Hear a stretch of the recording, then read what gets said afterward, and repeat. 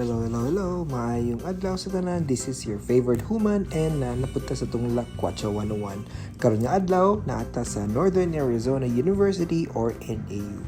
Makita na to sa atong entrance nga mao ni ang mga buildings nga naa sa eskwelahan. By the way, ang ato ang tour, quick ra kay ni siya. Nag-drive lang ta along sa dalan from entrance to back end. Makita na to nga mga estudyante lakaw-lakaw lang din ani, mga ba sila magbike, and actually ang Kalinga Eskwelahan was awarded like one of the best schools nga bike friendly, which is very nice. Also since fall season karon daghan pud ta makita nga mga kahoy nga uban ga change of color sa ilang mga dahon, ang uban mga pine trees and whatnot. Ang nakanindot po din ani or nakatsada about ani nga school kay ang design sa mga buildings sa combination of modern o older style, but it's a mixture of architecture and design. So nice kay luag pud kay siya, and nice kay pwede ka diri mag-jogging, pwede ka mag-walking, you can be with your friends, and daghan kay ka pwede malaagan ani nga campus. Peaceful pud kay siya. Well, it was Friday ni siya nga time.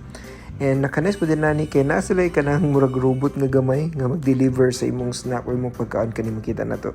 Kana siya diraw, kanang puti, botra, dora. O mo siya mag-deliver sa imong snack.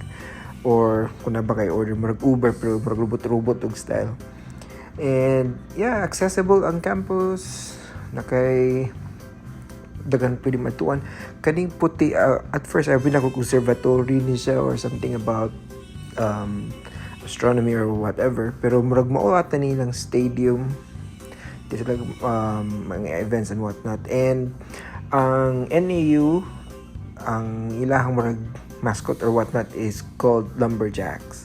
So mo to siya, makita dito murag katong tawon nag-statue dito na tindog mo tong lumberjack.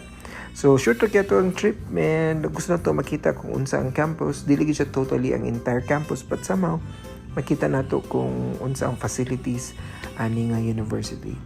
And I could say nga nice kayo mga facilities, and swerte good kayo ang mga estudyante nga naa diri. So kana na to ang Laag diri, and dalay ko ng Dios. Bye-bye sa tanan.